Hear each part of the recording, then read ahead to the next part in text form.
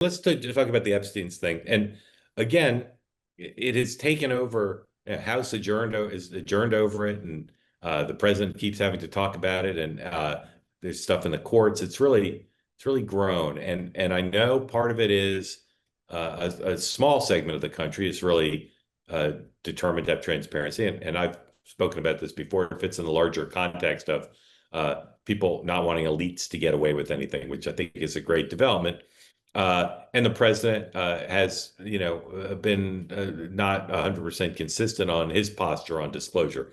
So let me just run through the major headlines, and then we'll talk about it. Number one, the Wall Street Journal reported today that Pam Bondi told the president his name appears in the files, along with many other people. And that the reason that Bondi also told the president that the reason Justice hasn't released more documents is because there's child pornography and a need to protect the names of victims. Of course, you could redact things, but the president was asked not that long ago whether Bondi had told him that his name appears in the files, and he didn't say yes. His answers, I'd say, if you want to be charitable, was kind of evasive. So this story is getting a lot of attention. That reporting's been matched by at least the New York Times, perhaps others. So the president's name appears in there, and he was told that. I continue to believe he should recuse himself from the whole thing because he's good friends with Jeffrey. It was good friends with Jeffrey Epstein. I just find it mind-boggling that he's still involved. All right, number two, there's two courts, one in the Northeast, I think New York, one in Florida,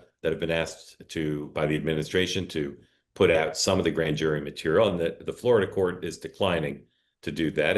And no surprise, because again, grand jury material is not normally released, and the reason the administration gave to say the normal rules should be suspended was not persuasive for this judge, and it's not persuasive to me. I understand the need for transparency, but there's a reason why we keep grand jury material secret. That's the norm. Number three, Mr. Comer of Kentucky, Republican congressman, has issued a subpoena for Ghislaine Maxwell, and it says that if he does get a time with her, it'll be in the court, it'll be in the prison in Florida. They're not going to fly her up to Washington, at least not initially. Number four, Democrats accusing the president of a cover-up in the wake of that Wall Street Journal story when he said he suggested he hadn't been told that his name appears. And then Nancy Pelosi, who's become I would say maybe a born again believer in full transparency, tweeted that the president should release the files. We'll see what happens there. So lots to talk about, and clearly this story is not going to die out as the president wants it to. Elizabeth, I'll start with you. Has the president's conduct during the course of this demand for disclosure that's bipartisan, and of course a lot of your friends in the influencer community has called that, does his conduct make you suspicious about why he's not for disclosure, or is there some other reason that's wouldn't be suspicion causing that he wouldn't want to be for more disclosure?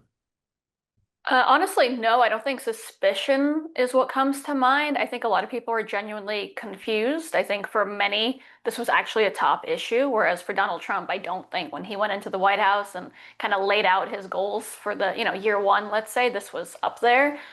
He talked about the Epstein files and the campaign trail a lot less than most other people, and I think there was a little bit of a separation when he went in from what he was expecting to do and expecting to talk about to what a lot of people in that core influencer community were expecting to come out of the White House. I think in general, the only real mistake was, that 5 minutes, whatever it was, of Pam Bondi saying, I have the list on my desk. I don't know if she misspoke that day. I don't know if she misspoke later on. I still don't know what happened. No one does. I think that was the real mistake. And that day, if she realized that she misspoke, she should have come out and said, actually, what I meant was I have the information on my desk. I think that was the real problem, and that's what should be answered for. I've said from day one, the story is not going to die. And if it doesn't die, Donald Trump is going to, allow more information to be released just because he knows he answers to the American people. And he's always been very, very much on the pulse, I'd say, of what people are thinking, especially about his own time and power. So I think for me, I've just been confused because so much has happened at the same time. There was the flooding in Texas, which kind of happened when this story kind of exploded, whether it was what happened with Iran.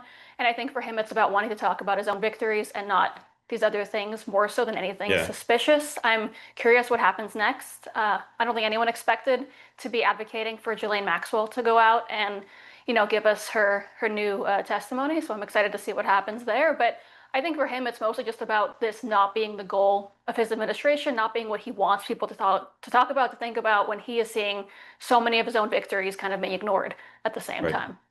Want more great clips like that? I've got an idea. Hit the subscribe button, be part of the Two-Way community, never miss a clip, and you can always watch our full episodes, join them live, go to twoway.tv.